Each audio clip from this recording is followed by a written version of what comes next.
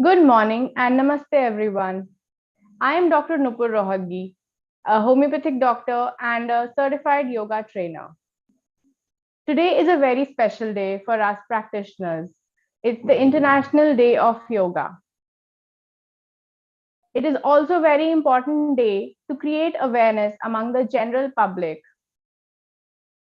about the benefits of a yogic lifestyle. So a yogic lifestyle doesn't mean that हमने सब छोड़ दिया और संन्यास ले लिया. No, it doesn't go like that. But in the modern times, a yogic lifestyle means that it's the duty towards yourself, your family, and your society. So you have to fulfill those duties in a well manner. So today we are going to talk on the topic of easy exercises that women can do for their common problems. So I'm going to point out very common problems that women faces in today's times and going to suggest and demonstrate one important asana for each problem. So I'm just going to briefly note down the points to you right now, and then we'll discuss it on a detailed basis. So the point number 1 is lower upper arm strength. 2 is lower body strength or poor lower body strength. Then we go with poor core strength. Then we have pain in legs or restless legs, especially at night. Then thyroid imbalance. Then period pain or menstrual pain. And then lower back pain. So we are going to talk over these common problems that women suffer from. Please note that only one asana is not sufficient to relieve from these problems. The asanas should be done consistently and in a variety of asana routine so that it goes the so that you practice it consistently and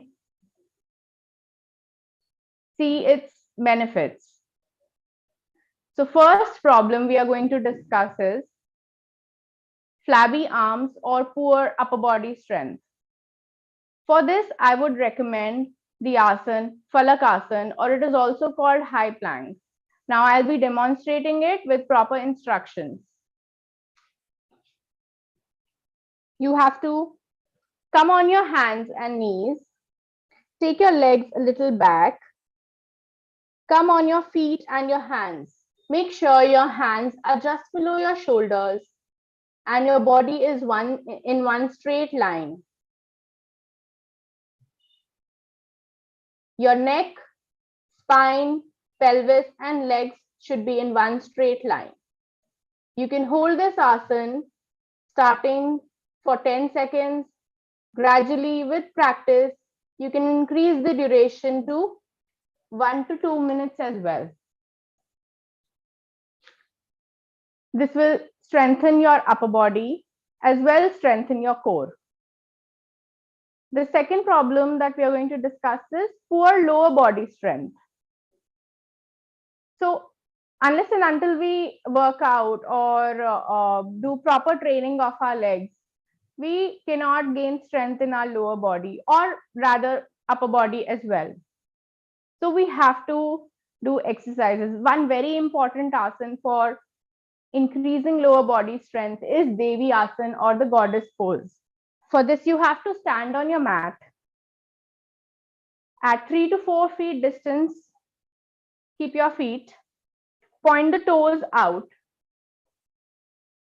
On inhaling, take both your arms up and join your palms over your head. On exhaling, bend the knees and bring your hands in front of your chest. So your knees should be at 90 degrees. Keep your upper body completely straight And hold this pose starting for 10 seconds. You can go on till 20, 30, and with consistent practice, you can hold this pose for 1 minute.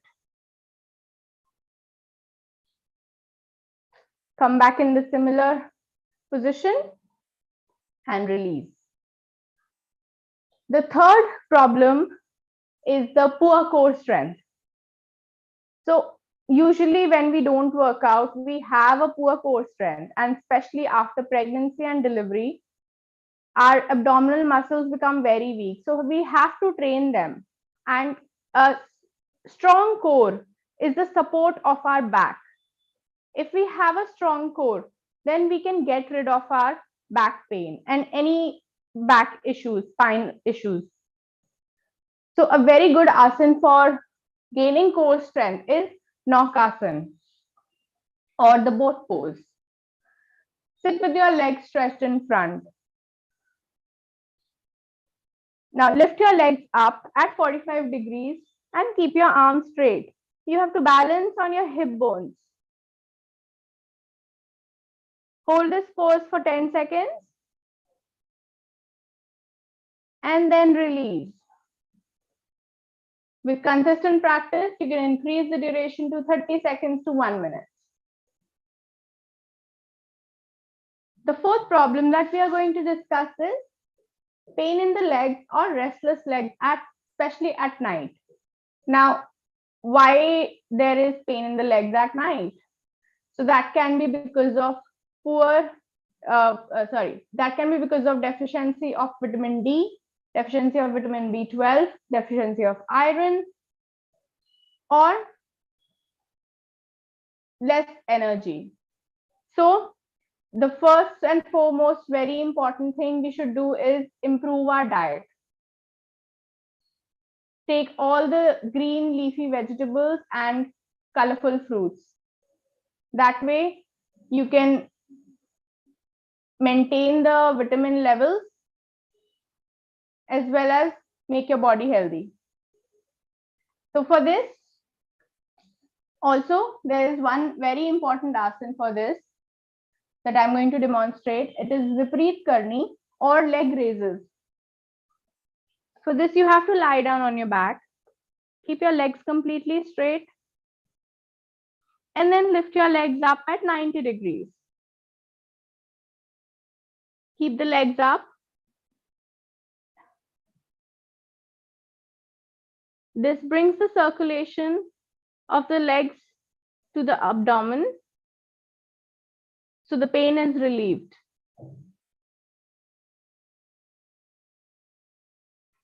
You can hold this pose for up to 1 minute.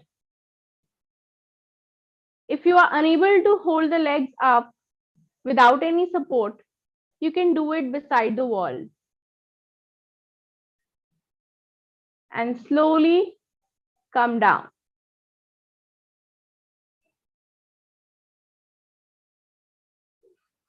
If done consistently, you can see changes within 3 to 4 days.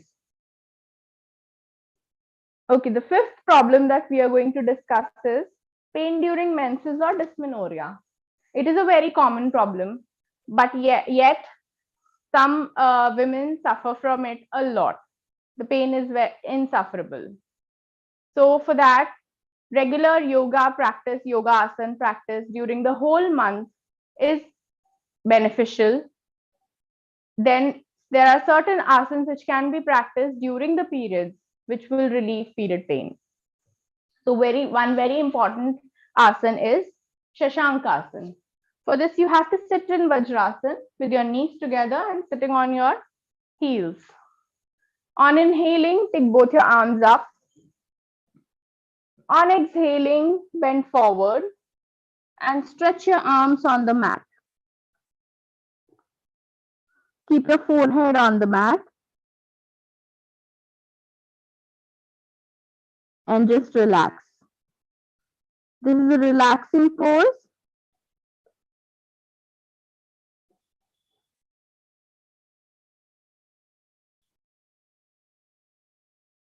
It will make the period pain better. You can hold this pose for 20 seconds, 30 seconds, even 1 minute to 2 minutes. On inhaling, slowly come back.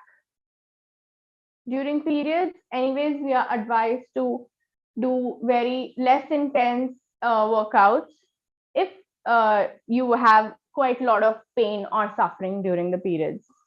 If not, you can do normal exercise routine that you do.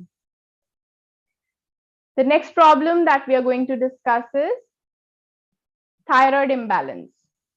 So, thyroid imbalance is very common among women. It can be hypothyroidism or hypothyroidism. So, there is up and down of the TSH levels. So, it causes a lot of problems, but yoga is very beneficial for thyroid imbalance. It can control the hormones, it can bring the hormones in balance and help you get rid of thyroid problems. So any asana which focuses on extending the neck will be beneficial in thyroid problems. So one very important asana for thyroid imbalance is Matsyasana or fish pose. For this, sit with your legs stretched in front, arms by the side. Now very gently take your arms back. Come on your elbows. With support of your elbows, lie down on the back and bring the top of your head on the mat. When you bring the top of your head, your neck is stretched and your back comes in an arch.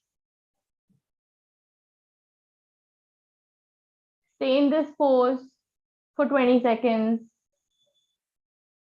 and gradually, with practice, increase the duration.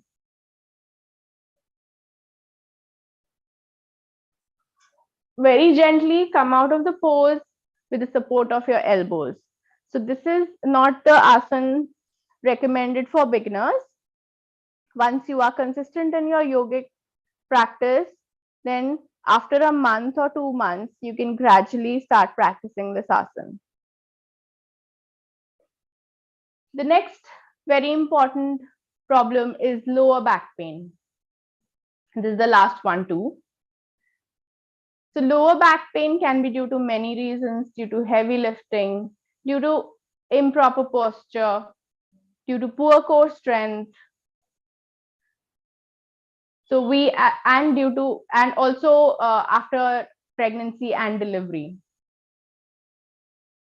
So many women suffer from lower back pain, and it is very important to take care of your back. So another very important asana for lower back pain is the cat-cow stretch. It's also called Marjorie asana and Vitilasana. We all must have seen this exercise. You have to come on your hands and knees. The hands should be just below the shoulders and knees just below the hip joints. Keep the back straight first. Then on inhaling, look up and arch your back. Take your belly down. Maintaining the same position of hands and knees. On exhaling, round the back and look down towards your belly button.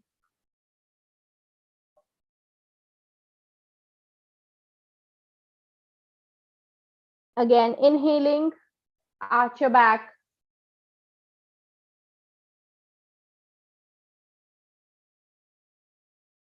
Exhaling, round your back and look down. So this is a dynamic exercise. We are involving 2 asanas in this. When done, come to a neutral back or a straight back. This can be done in 5 to 10 sets initially, and gradually with practice, you can increase the number of sets. So if done consistently, this will give wonderful results. and relieve your lower back pain. I've seen students, even after first class, they say that we are relieved of the lower back pain. So I have covered all the problems now, and I hope this session was of great knowledge to you. With consistent practice, we can solve any of our body's problem. Just be aware of the breath, be aware of the alignment of the body posture, and continue with this healthy lifestyle throughout your lifetime.